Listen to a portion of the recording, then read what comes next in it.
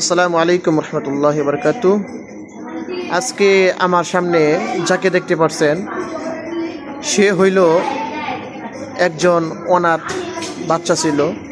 তো আমি তাকে লেখাপড়া শিখে এ পর্যন্ত নিয়ে এসেছি। তো আলহামদুলিল্লাহ, তার নাম হইল শামীম। সে ঢাকা থাকতো, তো ওইখান থেকে আমি নিয়ে এসেছিলাম। তো আলহামদুলিল্লাহ এই পর্যায়ে আলহামদুলিল্লাহ খুব ভালো। আজকে হেফজ শেষ করেছে, খুব ভালোভাবে হেফজ শেষ করেছে। শুধু তাই নয়, এই প্রতিযোগিতার মধ্যে 10 পারা কোরআন শরীফ প্রতিযোগিতার মধ্যে 13তম স্থান অধিকার করেছে শামীম।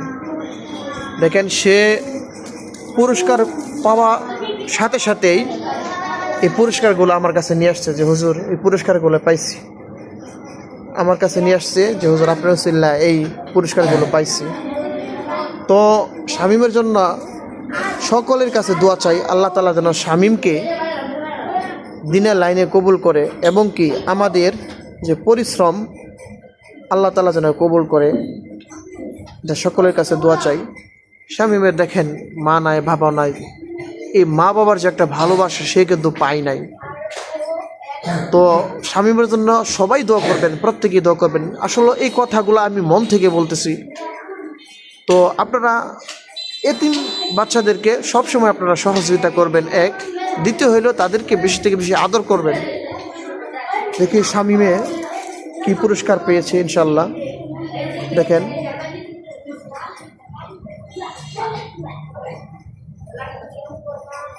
সবাই শামীমের জন্য দোয়া করবেন ইনশাল্লাহ। খোদা হাফেজ, ভালো থাকবেন ইনশাল্লাহ। আসসালামু আলাইকুম রহমতুল্লাহি ওয়া বারাকাতুহু।